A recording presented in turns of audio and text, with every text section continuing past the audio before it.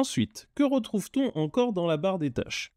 Alors, on a cette fonctionnalité, tac, je fais un clic gauche dessus pour qu'elle s'ouvre, qui va vous ouvrir un flux et vous mettre des actualités. Donc, on a l'heure, la date, des choses comme ça. Et on a toute cette actualité qui s'affiche.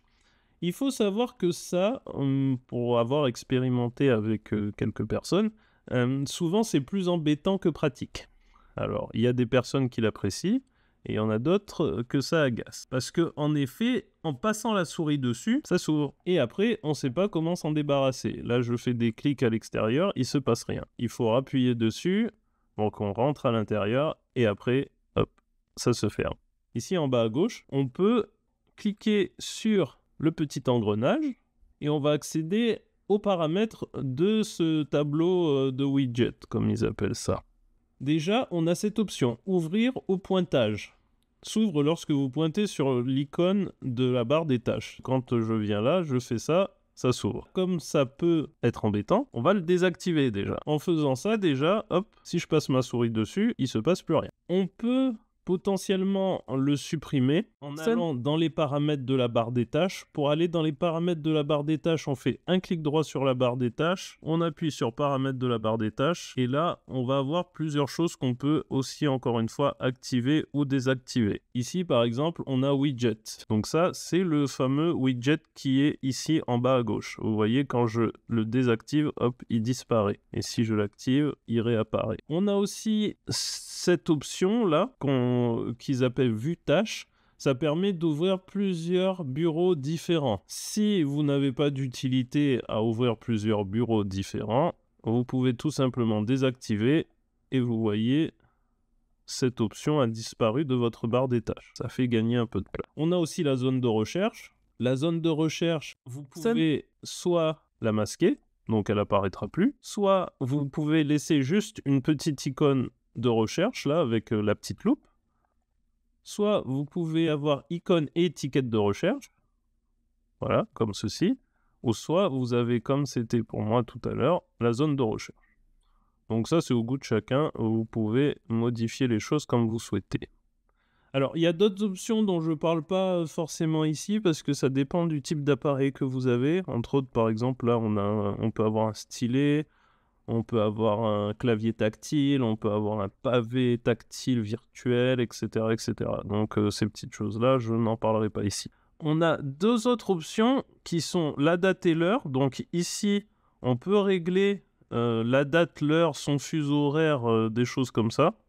En général, si votre appareil est connecté à Internet, il va faire tout ça tout seul. Vous n'avez rien à faire ici. Votre ordinateur va gérer toutes ces choses-là tout seul. Si vous lisez ce qui est écrit là, vous voyez, c'est plutôt simple et explicite. Donc, si vous avez des choses à modifier ou à régler ici, vous devriez vous en sortir. Ensuite, on a les notifications. Alors, les notifications, ce sont des petits messages qui s'affichent sur le côté, ici en bas à droite. En général, on n'en a pas besoin. Certains sites internet vous enverront des notifications.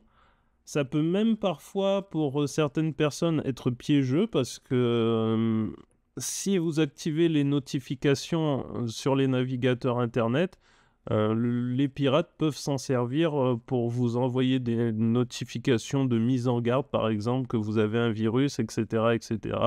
Et ça peut être plus piégeux que rien. Donc, on peut ici désactiver ces notifications. Si vous cliquez sur « Désactiver les notifications », vous recevrez plus de notifications ici en bas à droite. Mais les notifications sur Windows 11, vous n'en avez pas particulièrement besoin. Je dirais même que vous n'en avez pas du tout besoin.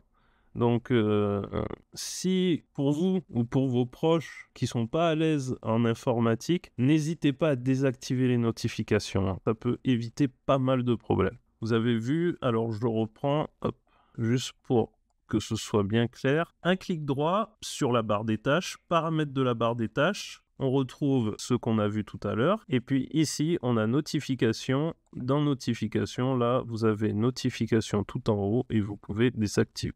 Ça nous emmène à une nouvelle chose, ce qu'on retrouve ici à droite. Alors, on retrouve plusieurs choses ici à droite. On retrouve notre date et l'heure. Donc, si on clique dessus, on accède à les notifications, normalement, s'il y en a. C'est là que votre antivirus vous mettra des notifications, etc. Désactiver les notifications n'empêche pas forcément votre antivirus de vous envoyer des mises en garde et des choses comme ça. C'est pour ça que je dis, n'hésitez pas à désactiver les notifications, hein, ça pose aucun souci. Si on appuie sur la petite flèche ici, hop, on ouvre un calendrier. Donc ça permet d'avoir un calendrier sous la main. Donc ça, c'est si on clique sur la date et l'heure. On accède aux notifications. Ensuite, ici, on retrouve ici les paramètres réseau et ici les paramètres de son. Si on clique dessus avec un clic gauche, alors moi je suis câblé, je ne suis pas en Wi-Fi. Si vous étiez en Wi-Fi, vous auriez ici une petite icône pour le Wi-Fi.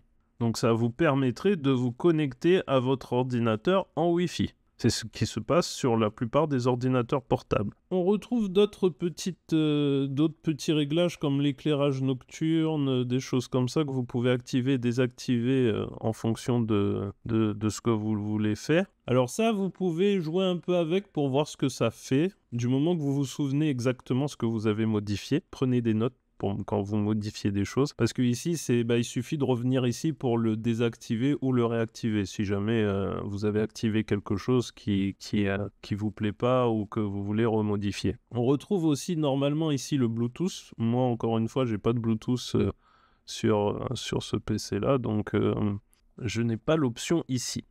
On a l'option du son, c'est là qu'on peut régler, baisser, augmenter son son. On peut, je rentre un peu dans les détails, on peut ici changer le périphérique de sortie et le périphérique d'entrée normalement, c'est-à-dire la sortie c'est les haut-parleurs, l'entrée c'est si on a un micro. Mais ça encore une fois, en général ça se règle bien tout seul. Et si vous avez plusieurs périphériques, des choses comme ça, je pense que vous savez déjà comment gérer toutes ces choses-là. On retrouve la langue ici. Donc là, vous pouvez switcher si vous avez plusieurs langues installées sur votre ordinateur. En général, on reste dans une langue. C'est rare qu'on change de langue régulièrement. Donc ça, c'est pareil, un paramètre qui ne devrait pas bouger.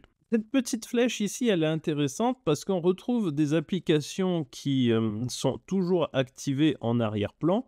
C'est entre autres ici que vous pouvez retrouver votre antivirus et d'autres applications actives. Et surtout, c'est ici que vous retrouvez l'icône pour éjecter les clés USB ou d'autres périphériques comme les clés USB, les cartes SD, les disques durs externes. C'est ici que vous pouvez... on peut le faire de deux façons. Soit vous faites un clic gauche, soit vous faites un clic droit, ça fait exactement la même chose. On appuie sur éjecter, la petite icône disparaît, des fois même il vous met un petit message comme quoi c'est bon, vous pouvez récupérer votre clé USB, elle a bien été éjectée, ou des fois il vous dit que c'est pas possible. Donc lisez bien s'il y a un petit encart qui s'affiche, mais une fois que c'est éjecté, ça disparaît et vous pouvez récupérer votre clé USB. Je pense avoir fait le tour de la barre des tâches. Normalement, on a vu tout ce qu'il y avait à voir sur la barre des tâches. Bien sûr, encore une fois, je ne vais pas forcément dans les détails, hein. Le but, c'est de comprendre globalement comment ça fonctionne et pouvoir se débrouiller assez simplement sans vous remplir de tout un tas de détails. S'il y a des petites choses dont je n'ai pas parlé dans cette vidéo et que vous voulez approfondir ou que vous voulez que je refasse une vidéo pour expliquer certains points de détail, n'hésitez pas à le mettre dans les commentaires.